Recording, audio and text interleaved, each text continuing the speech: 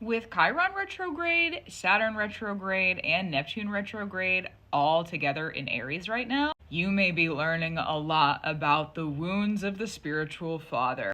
Super fun. Does it sound super fun? I don't know, man. That sounds like a lot. It could be about the way that your father brought you up. Not to come for anybody, okay, but let's just talk about it for a second. The healing identification, right? Could be about the way that your dad brought you up in the spirit. What did they teach you? Did they take you to church? What did you think about that? What was that experience like? Were there other things they introduced you to spiritually? What was growing up with at a very young age with that father figure? Or honestly, lack thereof. What was that like, and how did it impact your spirituality, and how did it impact your path in the spirit? How do you feel about it? Is anything about it a little bit triggering? Is there anything that maybe needs to be worked through? One thing about all of these planets at the same time being retrograde in Aries means that we are putting it to be done.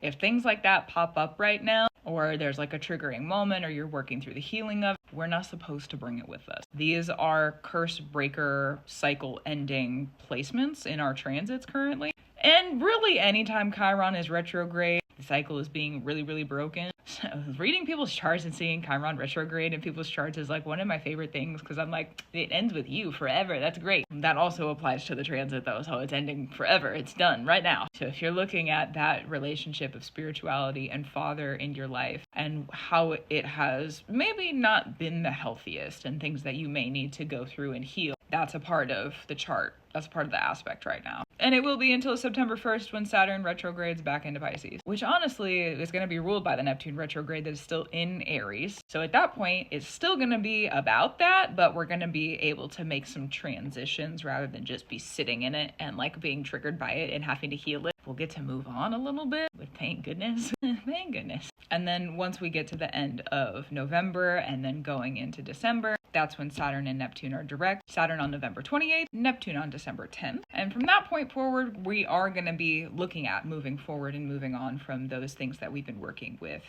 breaking the cycle of infinality. And then January 2nd is when Chiron goes direct of 2026. And we're going to be working up the courage to move on kind of before that. And then once Chiron does go direct, it'll be, okay, yeah, I have it.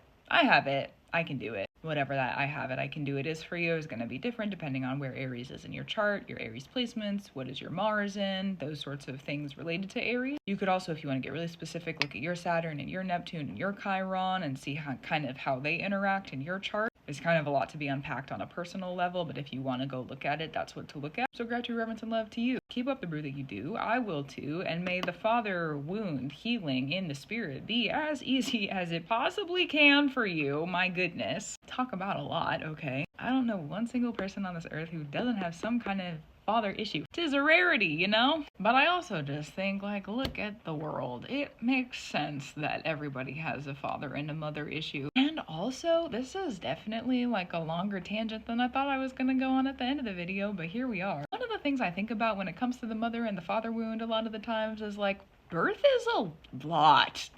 Birth is a lot. We are born through a painful process, so it makes sense that there would be a wounding somewhere. Like, the magic of that makes sense to me. Crazy. Anyways, hopefully maybe that perspective helps. I have no idea. Well, I'll talk to you soon. That is also true.